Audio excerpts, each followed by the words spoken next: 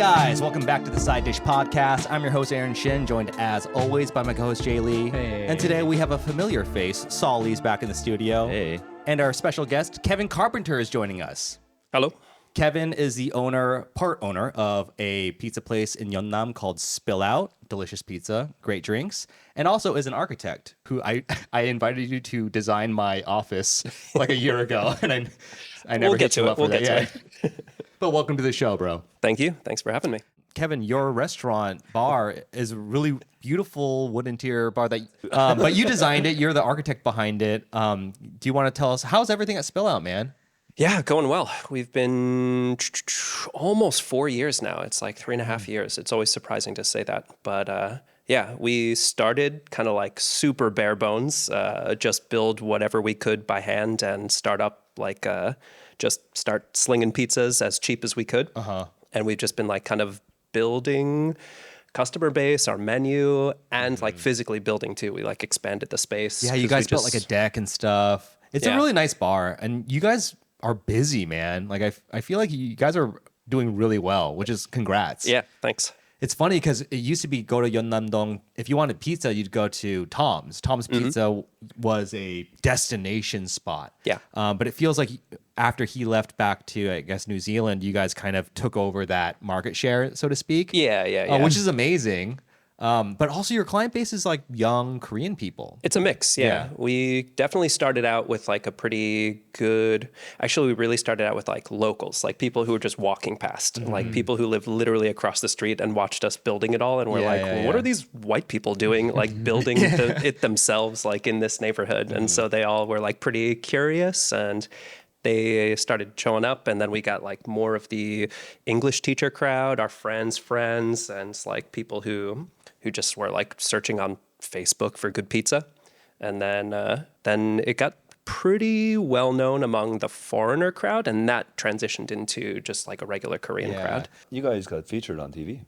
Yeah. That was really? like your second year? That was like your second Year, yeah. Wait, pretty what early. program? 생활의 달인? Okay. Yeah. I don't know what Hang on that in is. Italian. Wait, actually, I don't know what the English. I think it is translation on, it's on Netflix. It's translated big to one. something. It's a big Master of Life? Okay. Yeah. Wait, I'm curious. Did they pay you guys to be featured in that show? No. So they're like, you're lucky that we're featuring And you. they filmed on a Saturday. They came like in the morning. busy day. They were there like all the way until the evening, and we're like, get out, guys. Like it's like 7 p.m. on a Saturday, and like you've got a full film crew in here, and you're telling us to like keep on redoing like making ham. But I kept on telling them like it's cured. Like it takes 7 days to make this, and they're like, so we'll just like go out and buy you some more meat just so that you can make it quickly. Like you can just throw it away. I'm like, make what? It's like it has to cure. You're gonna buy a new like random meat and pretend it's ham, and that's exactly what they did. They just gave us some meat, and they were like, "Keep on." They're like, on it's just the magic of So you just dunked showbiz. it. You dunked it in your brine. dunked it in not in our brine, in tansansu for no reason. What?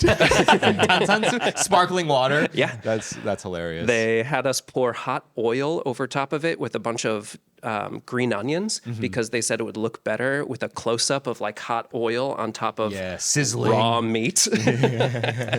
But I was also going to say, because you guys worked with a lot of different influencers, and your marketing campaign, because I would always get updates because I follow you guys on Instagram, and it was feel like a really cute girl with like a humongous pizza. Being like, spill out 맛있어, like every week. And I was like, whoa, either you guys are just bringing in some hot chicks, or there's like a marketing campaign, but it really worked for you guys. Yeah. It was both. It was my partner was on Instagram looking for influencers, but we didn't have any money, so they were just unpaid influencers. Whoever was willing to show up for a free pizza. Yeah. And then it just kind of was a self-fulfilling prophecy kind of thing. Like the cute girls would show up and post the picture, and then more cute girls would show up because of that picture. I can't think of a single pizza place in Korea that I associate with like hot girls.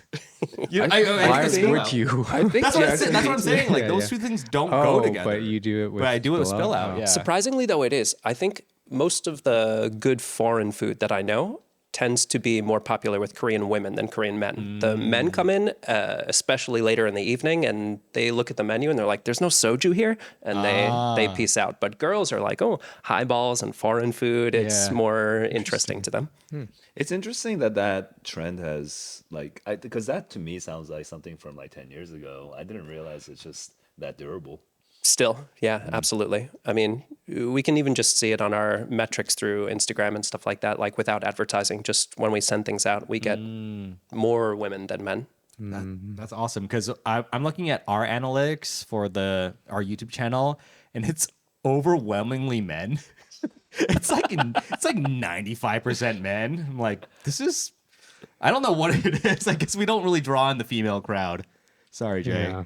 Sorry, me. Sorry, Jay. There was no subtext there. It's all your fault, It's all bro. my fault, yeah. But business is going well. You know, I was thinking about like food influencers like today, frankly, because I don't know if you saw this, Saul. I probably haven't. I've been off of Instagram. But you follow him, this guy Yox Rick. He's like he's a food reviewer from LA, Korean American rapper. But he just got like basically in the last 24 hours, like really shat on by another guy who called him out for doing a promotional thing for a bar in Eagle Rock, LA, and then never posting the video and then ghosting the owners who like comped him $800 worth of food and drinks. And like the guy was just like, "You better make this right." And then tagged dumbfounded all these people that Yox does the podcast with. So it turned into like overnight this kind of big drama among the Korean American. Yeah. And then so Yox posted an apology video this morning. And then the guy who called him out posted a response video. And then another video calling him out for another bullshit influencer thing for he a did. separate deal. Yeah. Okay. So I was like, wow. Have you ever run into any issues, I guess, with influencers or I remember brand one deals? guy. Which guy? Some guy who just would never. But I don't know if it was like a deal though with you guys. But I remember Scotty would complain. Yeah. We've definitely had people. That's a big thing in Korean restaurant industry is the neighbor blogs, and so there are a bunch of companies that, and most neighbor bloggers work for these kind of companies where they just have a huge cacao group, and you pay them $1,000, $2,000. It can be even way more than that. And they'll just post your restaurant into this giant cacao group. And then they'll just guarantee that like a certain number of bloggers will show up to your place. And it can be random which one it is. It's just like, I've got 500 people in my group. I'm just going to post it. And you're going to get like 50 of them that are going to show up sometime in the next like 6 months. And we'll keep that going like once a month for a year if you sign up for this. And what is common is that they'll show up for the first month, maybe the second month, and then they'll just decline. And then by the end, like the last 6 months, they're sending one, and it's like are the these last people one. who come like telling you, "Hey, I'm from the neighbor blog," and then are they expecting you to comp them anything as well as part of it? Yeah. Because like it's they're free food. reviewing your shit. Yeah. You pay like the company, and then when they show up, it's free food. You usually wow. So pre-establish however much Damn. they can spend. They can't And just so drink all night. you've gotten burned by people that way.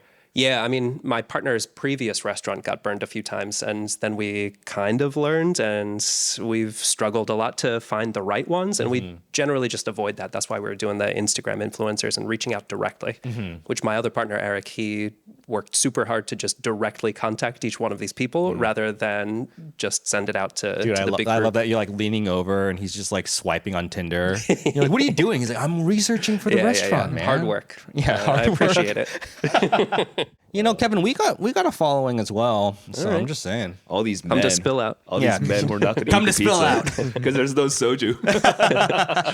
When do you do the ad reads? Do you listen to a lot of podcasts, Kevin? Yeah, tons.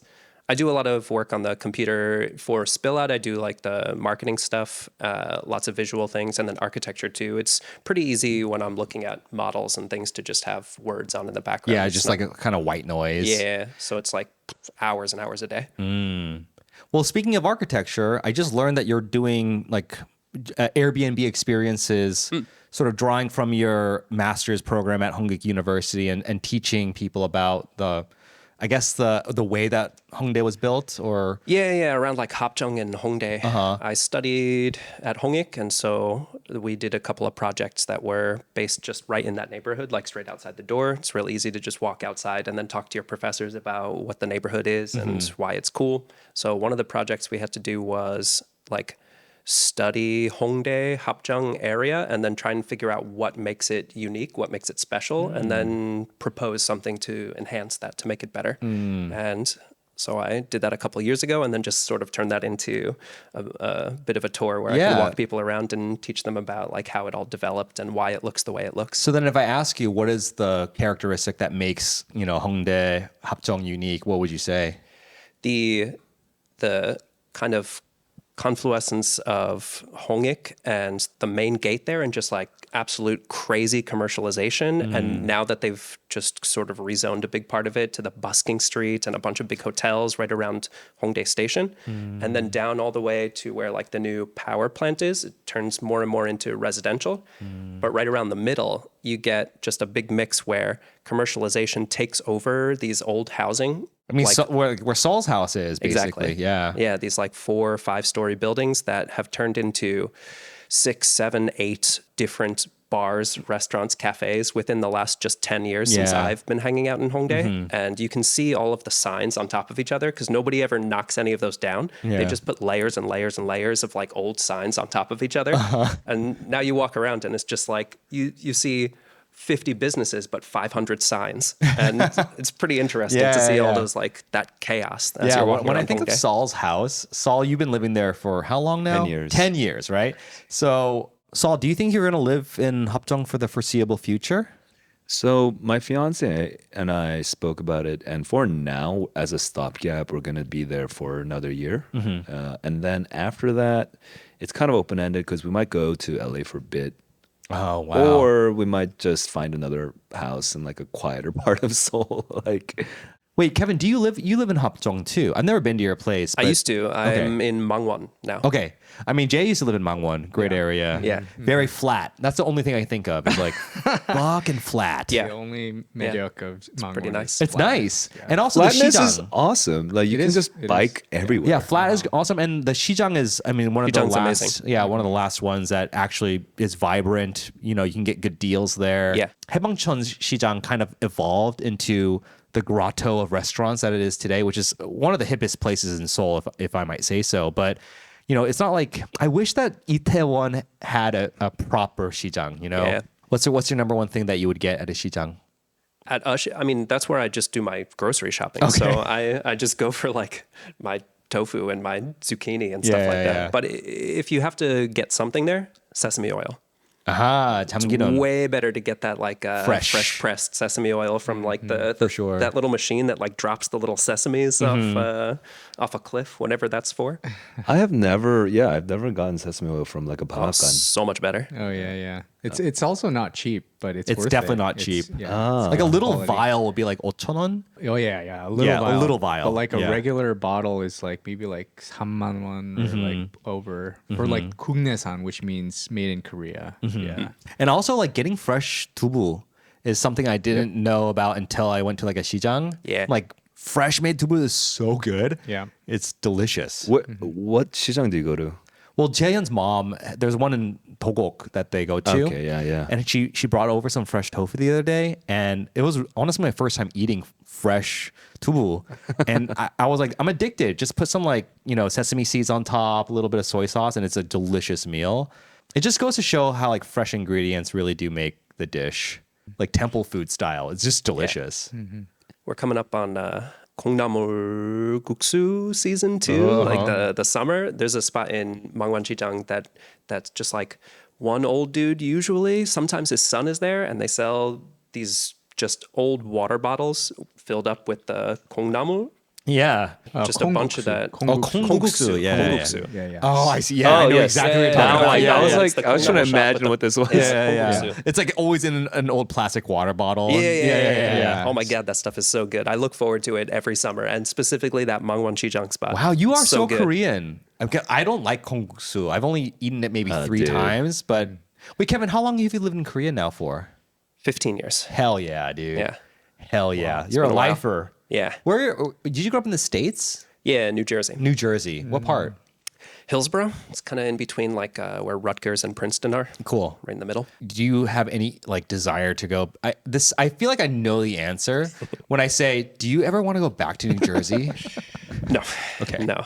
I mean, it was a great place to grow up, but it's so boring to like live in central New Jersey. So, I think about this a lot because there are times when I go, oh, I don't want to raise my son in Korea his entire life. I want him to experience America. Like, where are some places with good schools and are still relatively affordable?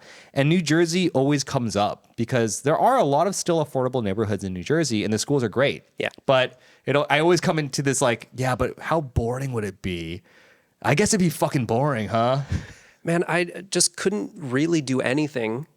Did you go to the city a lot? Until I had a license. And in New Jersey, the license is at 17, you get like the provisional license, and 18, you can get a full license. And so all the way until I was like 17 years old, I'd get off the bus at the end of the day of school and just like sit at home and like get on the internet and chat with my friends or something. I can't walk to anybody's house. Everything's too far away. So it is very like sprawling. Yeah. New Jersey is, yeah.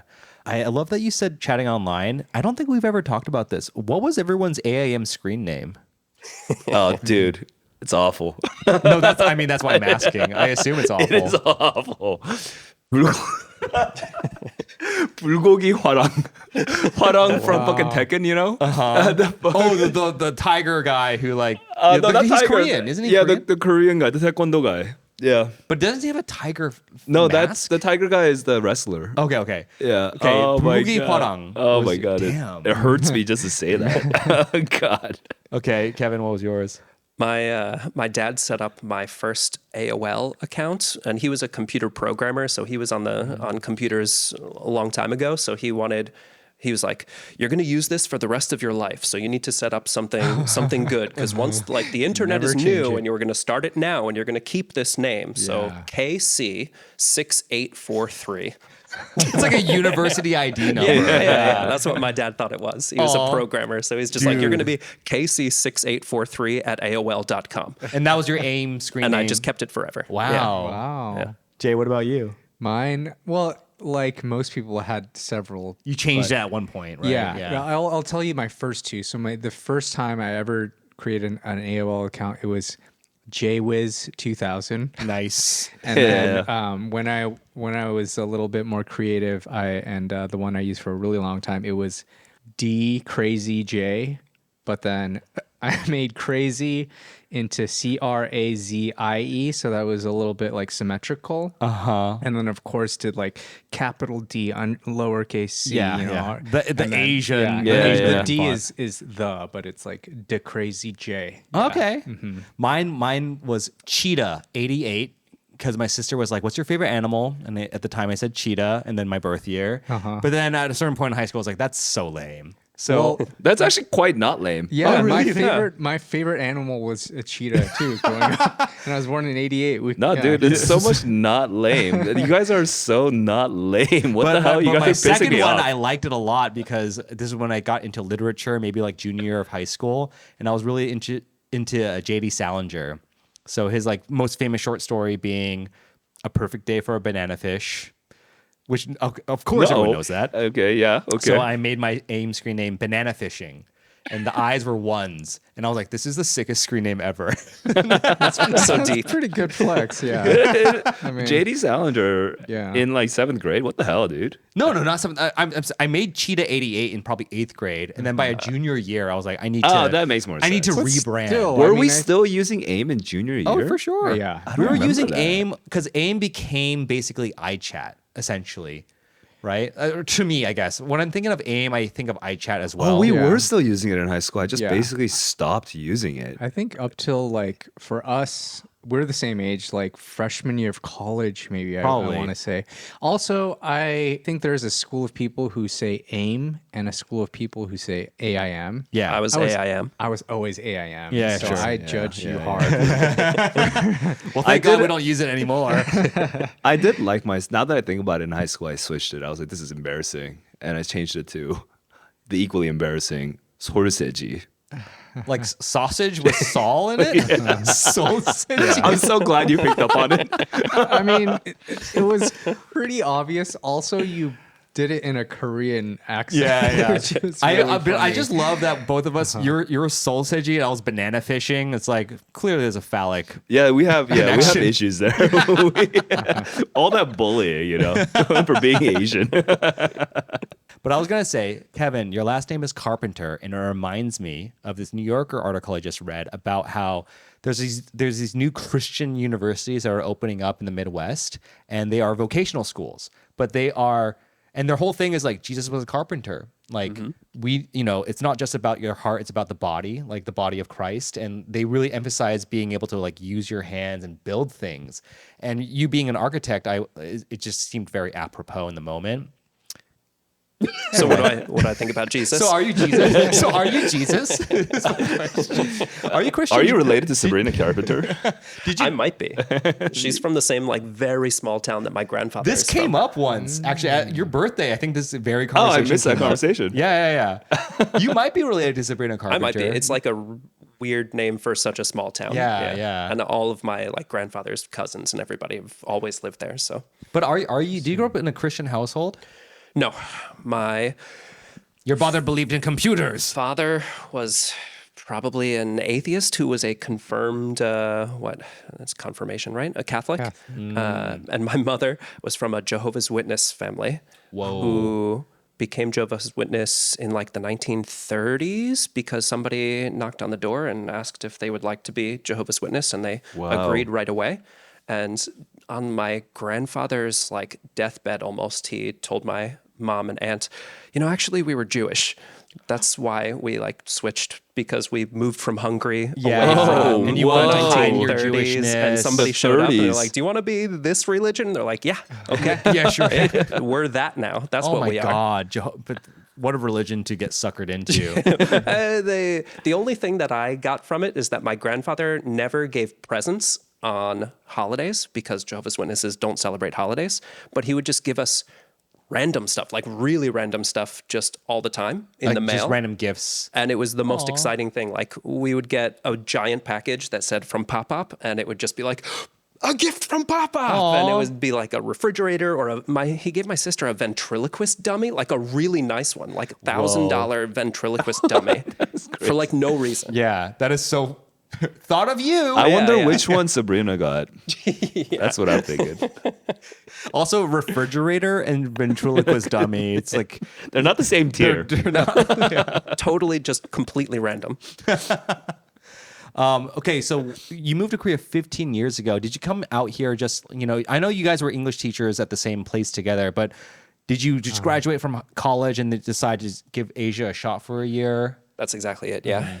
I studied abroad like in my last year and kind of switched some things around so that I was able to intern and kind of live in the UK for about a year. Oh, wow. And then I went back and graduated. And as soon as I graduated, the next thing I wanted to do was just go back. Did you go to school somewhere in New else. Jersey for college? No, I went to University of Cincinnati. in Cincinnati. Ohio. Yeah. Oh, shit. How's Ohio, man? Different from New Jersey. Yeah? Yeah, for sure. Different how? People were just like, it took like a minute to get used to because they didn't have all the New Jersey sort of snark that I was used to. And it took me about 6 months to a year to like kind of acclimatize myself to being nice to everybody. Yeah, I imagine they're super nice in Ohio. Yeah. And so I just had to learn how to be like nice first until I get to know somebody. And then you can start roasting them. kind of roast them a little bit. Like you have to be friends before you can do that. Whereas in New Jersey, no, you just meet somebody on the street and you're like, hey, fuck you. Yeah. And it's just Yeah. no big deal. Like we're friends now. I cannot imagine you being like a rude New Jersey guy. You're such a nice person. I've learned. Yeah. What's the most New Jersey thing about you, would you say then? I don't know. It's tough, right? Because Yeah. I'm thinking like Ohio. I know that young kids, Ohio is like a slang for something that's very pedestrian and boring and vanilla, I guess. Yeah. But you're from New Jersey. So it's like, what is New Jersey known for? Pardon my joke, but it's the armpit of America, right? That's what people say. Gym tan laundry. Yeah. Oh, I see. Gym tan laundry. I guess Jersey Shore comes to mind too. Yeah. I mean, I'm a massive fan of the Jersey Shore. So not the actual Clearly. place. Yeah. Clearly. I legit am. The Jersey Shore is an amazing place.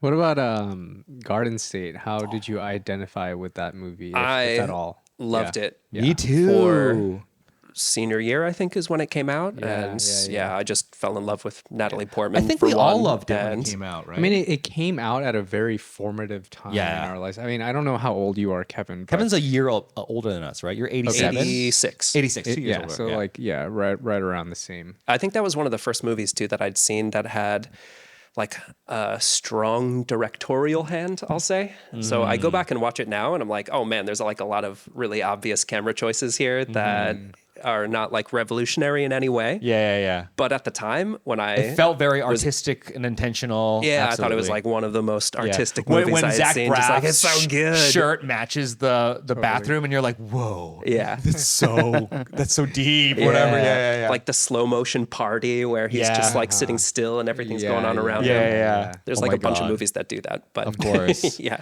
I have you rewatched Garden State recently? It's been a while, but I will say, like, I feel like there has been like a big backlash in between those 20 years where people are like, oh, Garden State was so lame. Like, Natalie Portman is such a typical Manic pixie. dream Yeah. girl, like stereotype and like all these different things. But I think it was still like a really like enjoyable movie. The soundtrack was really great. Like, Soundtrack was really good. yeah. Soundtrack is And fantastic. Peter Skarsgård's character, Yeah, he's so good in that movie. I should rewatch it. I just rewatched Drive last night with Ryan Gosling. You guys want to see good. my impression of Ryan Gosling? Do it. Do it. Okay. That's him in Drive. Half of his dialogue is just him smiling. If I've never seen it, but I'm sure if I had, I would have been. You've never seen Drive? Yeah, I would have been. Do yourself a dying. favor. Block out an hour and 36 minutes of your life because it's worth watching. It's a vibe, yeah. It's a good movie. I wanted to watch it with Soyeon when we were in LA, actually. 'cause Yeah. It's like, How LA. apropos, yeah. Yeah. But we just, it's kind of violent, right? I kind of don't It's remember graphic, it. yeah. I don't remember very well. Well, but I don't want to give it away for. Actually, the movie's been out for like a long time, so spoiler alert, sort of like. I still don't want you to spoil it for me. Nah. The statute of Especially if you're limitations like- for spoiler alerts is like 10 years, and it's like this movie's like pretty old. A very iconic moment is when he pushes Carrie Mulligan aside and kisses her, and that's what every girl is like. I love Drive. I love Drive. Just keep watching a little because it's bit such a longer. romantic, and also Ryan Gosling's great, but I guess Saul doesn't I think just the vibe of that movie is what I remember the It's most. super LA. It Yeah, has, Super like, a LA. really- The soundtrack has Daft Punk 80s mixtures. It's super stylized.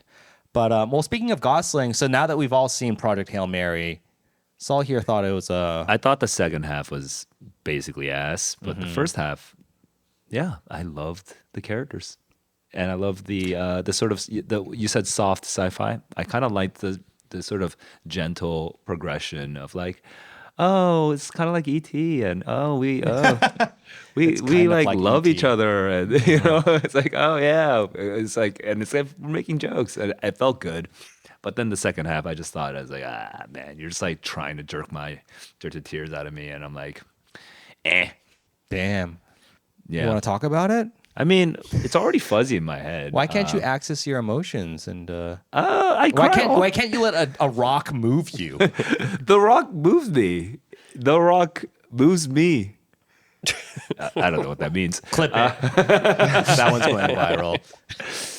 It was calculated. Like it was just calculated across multiple, what do you call them, field group studies or whatever. And it just, I just felt like, I'm not really in it. Yeah. This is for statistically the most likely chance of being successful. That's what this movie felt like. Yeah. In the second half. The first half I thought was a little bolder and more like willing to take risks and stuff and being. Did anyone here watch the latest Avatar movie? No. No. Oh, I'm the only one. No way. Loved it. Wait, No, I really did like Did you it. love previous Avatar movies too? Yeah, of course. Oh man, I don't know, man. I mean, I guess I'm the kind of person that if I'm in it, I'm in it. Like I'll ride the whole thing. Like I get it. I get the emotional manipulation and all the things they're doing, but I don't. I mean, there are some movies maybe where I'll be like, oh, this is such bullshit because they fail at doing it. But if I'm in it, I'll just ride it out till the very end. Yeah, if you put Project Hail Mary in with Avatar 3, then I can jump on board and be like, oh yeah, good Yeah, movie. yeah. Like, I just I- don't want anybody to say it's a good sci-fi movie. If you're like, oh, this is just a fun Can you fantasy. imagine? I'm like, I'm a then- big fan of hard sci-fi. So Avatar, Fire and Ash, Project Hail Mary. But yeah, I mean, it's a fair review. I like that the alien is so like this alien that we're supposed to sympathize with is such like a unsympathetic looking lumpy. It's a rock. It's a rock. Yeah, and I really rock. like that. That was a lot of fun, and I liked the sort of like progression of like the nerdy bits of like trying to figure out how to communicate with each other. It's, you know, they took some liberties there, but I enjoyed all of that. But I don't know. Afterwards, just I don't know why it just fell flat for me. Yeah. Actually, you reminded me of one thing I hated about the movie, which is Ryan Gosling learns rock language like so fast. Yeah. And I'm like, I've been in Korea for 13 years and my Korean's so shit. And he's like just speaking rock language. I'm like, what the fuck? That's more on me, if anything. I did appreciate the practical effects because reading about it after the fact, it was, I think, exclusively like practical Yeah. effects. And Exclusively? like That sounds crazy. well, They I did mean, not go to there's, I mean, space. there's definitely some Space- CGI. Yeah, it has yeah. to be. But, But like- all the parts with the people in it were practical. Yeah. well, the puppet. Well, no, it was a puppet. they had a puppet. It was Yeah, a yeah. puppet. Like all the like astro shots of like light and all these like sort of I forgot how beautiful the movie was.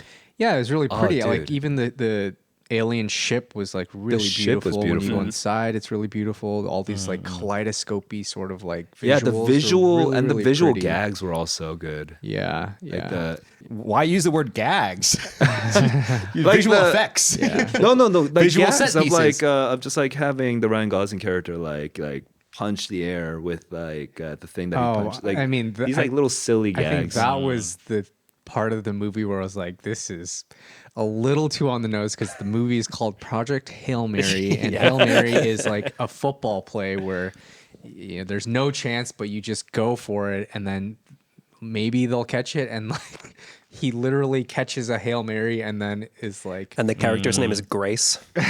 yeah. Wait, what? What's the grace thing? That's Ryan Gosling. His name is Grace.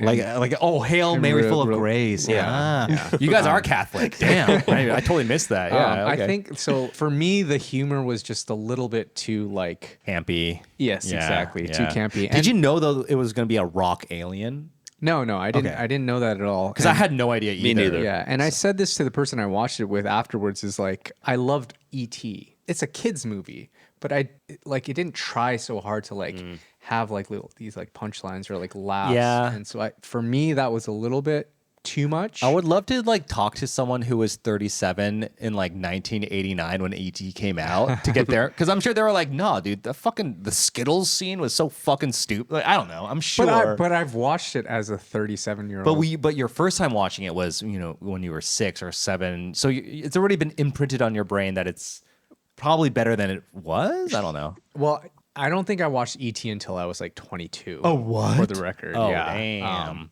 And that movie, I cried a lot. E.T. Yeah. I need to rewatch that. Yeah. I just don't remember anything about it. Although that actually. was the first time. I don't know, maybe the second and third time around. No, I'm just thinking like, man, you watched Garden State before E.T. That's crazy. That's wild.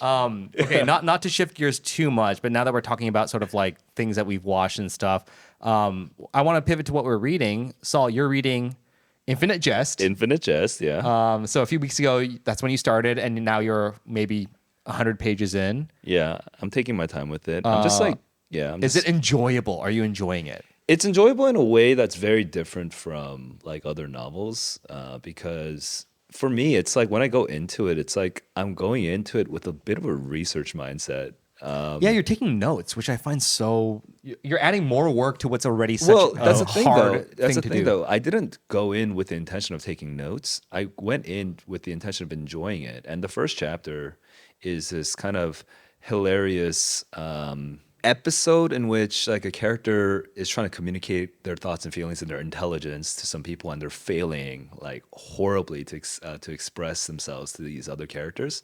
And there's a sort of whole hullabaloo around it. And I just remember it. That first chapter is probably only like 5-6 pages. I think I I think I spent like an hour reading just those 5-6 pages because it was just like so much information.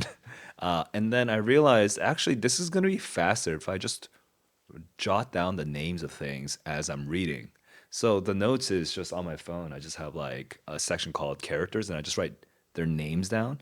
And then later on I had a section called, now I added a section called years. And then later on I added a section called places. So it's basically just a table, not a table, it's like an index. It's like remembering what things are and what happened in what years, which is like a little mnemonic device. For It's me, confusing, essentially. man. The novel jumps back and forth. That's a good idea. But it keeps the structure just it doesn't feel within control. I don't know if you guys have tried reading Infinite Jest. It's like impossible to control that book. Like, but just by putting like my little signposts down, it's like, oh, I came here before. You know, this is Alston. This is where the I was gonna say, lives. I only remember that Boston figures large in the first chapter, drug addiction recovery, and tennis academy. That's all I remember. Yeah. I spent 3 months reading that book, and I got halfway through and I put it down. I just couldn't do it. I couldn't do it, man. I mean, I respect it. It is Yeah, notes. It's not easy. I need your notes. Yeah, and then I discovered that there's actually like these beautiful like visualizations online, but I'm not using Oh yeah, them. people have.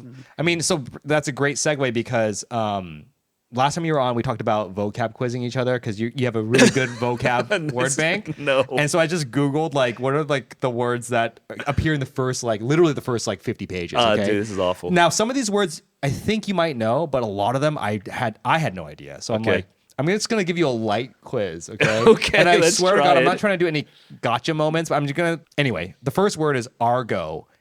ARGOT. It's like a certain speak that you have with people, like Yeah, a sort it's of specialized slang. It's in the know slang. Good. This book reminded me of that word. I mean, that's exactly. I think that word is so appropriate for someone like DFW. Apical. APICAL. APICAL? Yeah. Oh, no clue. Relating to a tip, like something you like. Okay, when you I was tip a thinking waiter. Apex. but I was like, dude, what the heck? Okay, Right. this one zygomatic. Oh, dude, I remember that. You know what? The first 10 pages, I didn't take notes on the words. Later on, I started taking vocab list down, but I don't remember that word. Kevin, you know? Like web based, right? Like non-hierarchical. It says pertaining to a cheekbone, but perhaps that could be it. Okay, never How mind. about maunder? MAUNDER. DER. Yeah, maunder. I forgot. Yeah. Ramble aimlessly. Okay. That sounds Rambling. correct. Yeah. That's what it felt like. Yeah. I swear I'm not going to go on too much. Mucronate. Mucronate. Oh, heck no. MUCRONATE. No, man. Dude, describes a sharp-pointed tip. These tips keep coming out. I'm just saying, okay, so my point just being because I remember when I read Infinite Jest, I was looking up words constantly. And the thing about Foster Wallace is that he's such a wordsmith and he's so precise. Like only he would come up with a scenario where he has to use the word mucronate or whatever to describe, a sharpened pencil or whatever the fuck it is. And that's what made him so brilliant, but also so frustrating to read because I don't want to have to look up words every 3 sentences. The way for me, the way I enjoy that book is like when I go to like a museum and I feel like I'm on a schedule where I have to follow other people's pace because I'm in a group or whatever. Then I can't really just go at my own pace. With this book, I'm just like, there's no time limits on this. I'm just going at my own pace. I'm not rushing myself through it. And if I sit down for an hour and I've only read 6 pages, it's I'm okay with it because the thing is that if you keep looking at and a lot of times what I'm doing is I'm flipping back and forth. I'm trying to remember shit. And at first that was kind of frustrating, having to remember things. But if you're flipping back and forth, you'll discover oh shit, this thing was mentioned 7 pages ago that I didn't realize, and then it's he's been using the word play conspicuously in the last 5 pages. Wait till you get to the middle of the book. Look, seriously, you'll know exactly what I'm talking about. Okay. Yeah. That's when I put it down. I was like, this is too much. I cannot fucking deal with Too this much guy. play. It's way too much play. Yeah. Kevin, I know you're reading a Frank Lloyd Wright sort of book, or Yeah, I mean, the novels that I'm reading, you guys sound like you're reading pretty much in exactly the same method that I read, but I'm reading in literally a foreign language. I'm reading in Korean, trying to That's amazing. quote unquote study. That's amazing, though. Oh, it's not amazing. I also read like a few days to get through a page or two, and I'm looking up words the whole time. It's just that you guys are doing it in your native language. But that's, I mean, when you were in your master's program, did you have to do a lot of reading, I guess, in the original text as well, in Korean? No, was great because I had to do it in the original text, which is English, Okay, and okay. everybody else had to read it in the original. Most knowledge around the world is English. Is and English, so yeah, true. everything's been translated from whether it was French or Japanese into English or was written in English. And yeah, so I got all the source But material. even for like academic discourse about the layout of Hapjeong, Hongdae, do you feel like a lot of the scholars are still writing in English? About No. That's mostly in Korean. And my lectures were in Korean. So I had to listen to the professor talk about the information in Korean, but I would read it in English first. And so Okay. I kind of knew what was happening. Yeah, so you're able to sort of map it out. Same thing better. I'm doing with the books that I'm reading. I'm rereading, like I did Harry Potter before. Now I'm reading The Expanse, like a sci-fi series that I They made a show out of that, right? Yeah, really amazing show. It's good? Yeah. Okay. I'll now to check it out. yeah, it's good. Jaehyun just picked up Station 11 after hearing you talk about it. I think she really likes it. Are you reading anything new right now? No, nothing new. Nothing I've new. been trying to finish Miles Davis's autobiography for quite some time. Ooh. And, it's funny because with the Infinite Jest, there's all these crazy vocab words. And Miles Davis is a complete genius, but his vocab is really funny because he'll say like, that person was a motherfucker, or like, he uses motherfucker in like many different ways, which is really, funny. It's the beauty of the word, the F word. It's that it can be used in many different ways. He uses phrases that I've never heard before, like cleaner than a broke dick dog. Yeah. Because he's really into like fashion, and like that motherfucker looked cleaner than a broke dick dog. And I like looked up like what does that mean? And I couldn't. It's pretty descriptive. I get it. And like, can we analyze that? What do you think it means? Cleaner than a broke dick dog? Yeah. So a spayed or neutered animal, maybe? Because a dirty dog is Yeah. like a... Yeah, so he's not Yeah. not sleeping around, yeah. not getting like strays pregnant, maybe. Yeah. Well, broke Anyways, dick because it's being like groomed by somebody of means.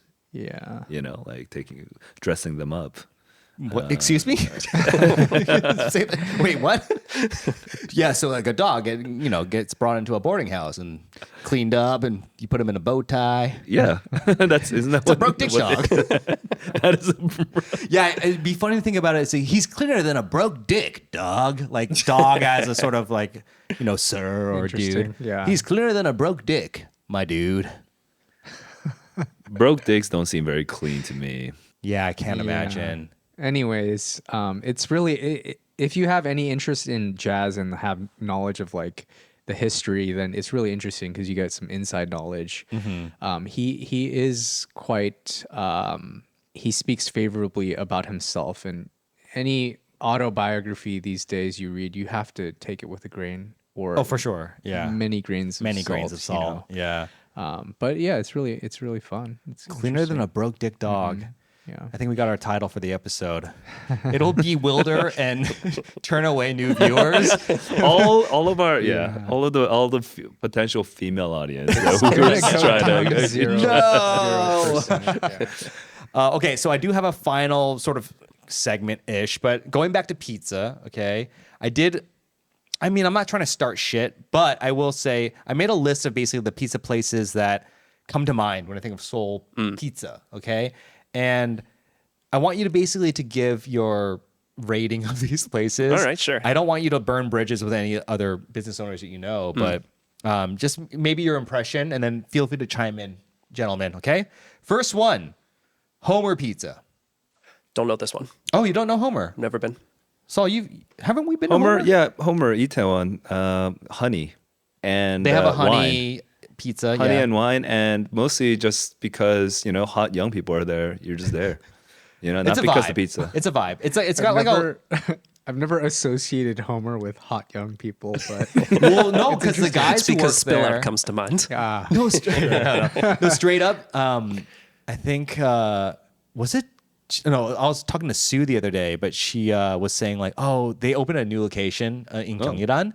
She's like, oh, the cute guy doesn't work there. So I do know what you're talking about. Is like, there were like attractive young men working there. I and guess very we hip. did go there pretty often. We went there a so- lot. Yeah. Oh yeah. She's talking about us. Yeah. So Homer. Okay. So you don't know, but I like Homer. I think it's Yeah, I great. love Okay. Homer, Jackson Pizza.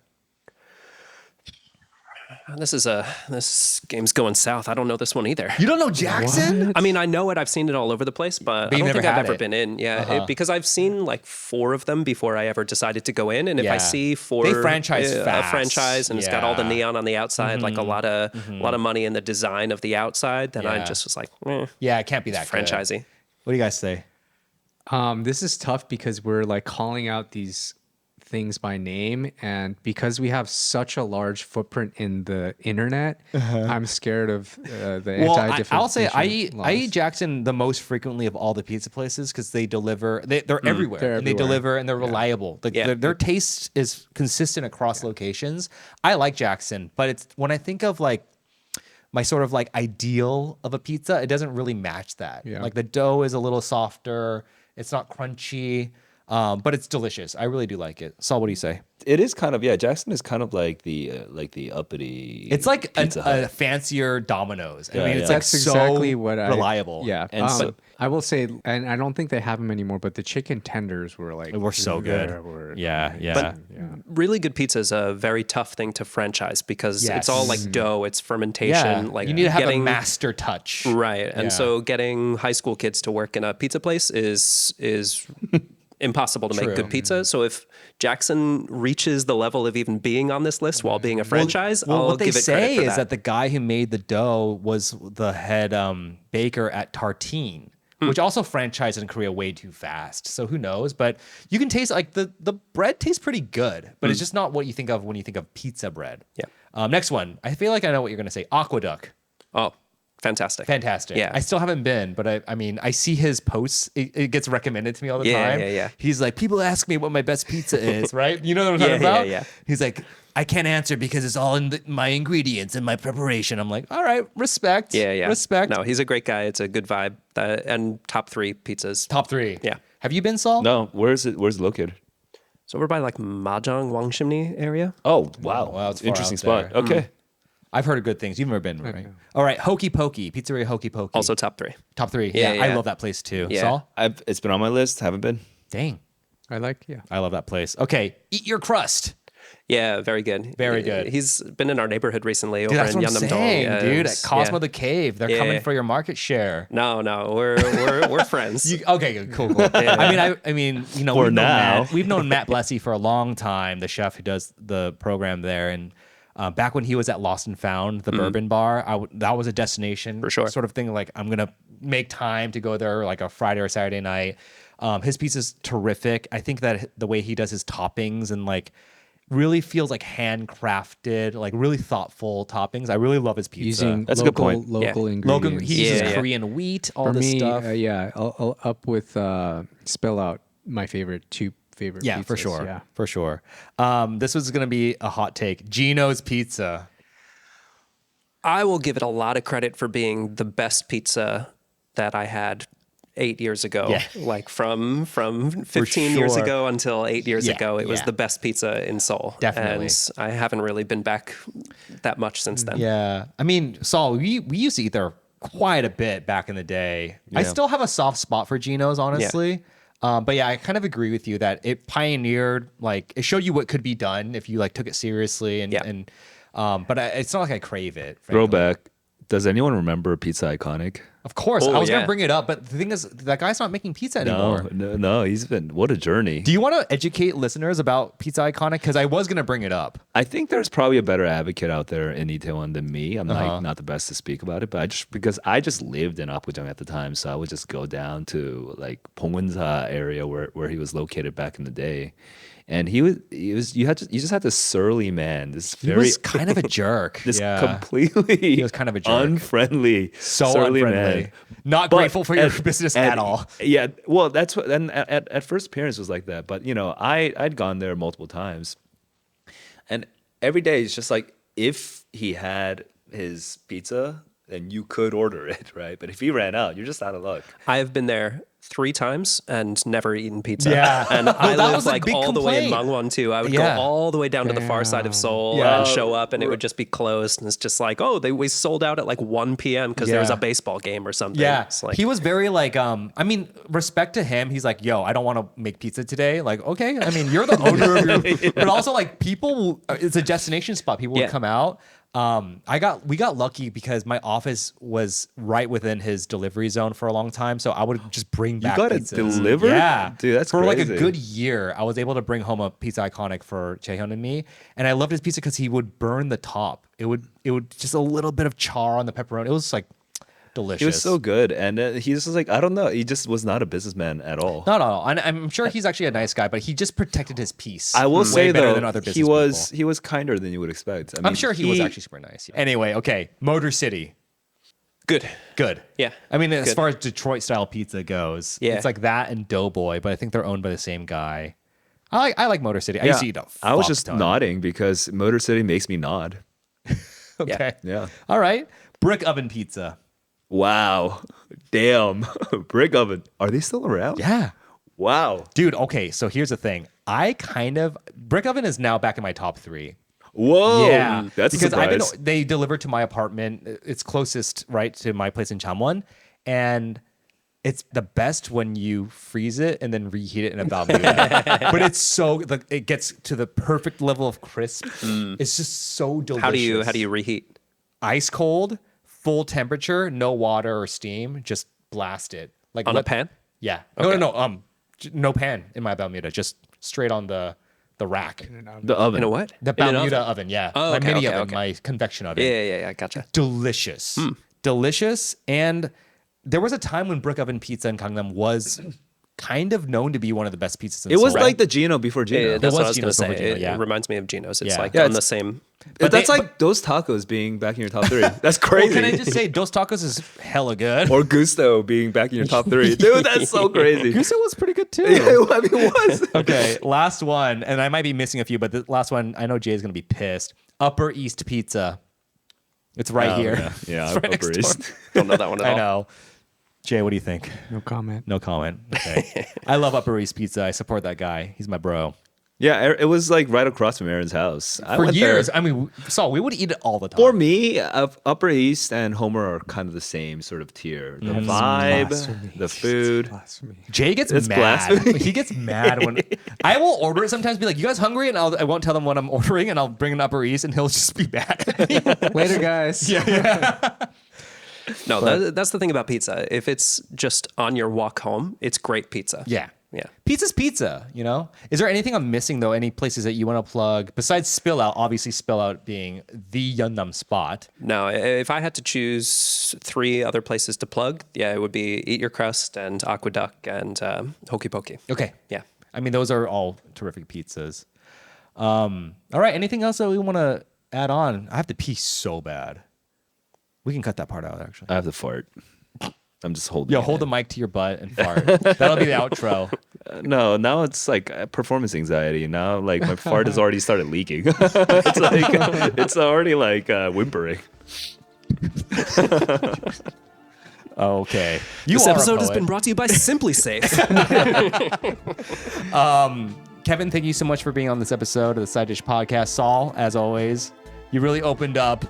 Literally. In more ways than one. My sphincter. Yes. And for listeners out there, thank you so much for your support on YouTube. We got our first hate comment on YouTube, Yeah. Jade. So keep it coming. And with that said, we'll catch you guys in the next episode. Peace out, guys. Bye.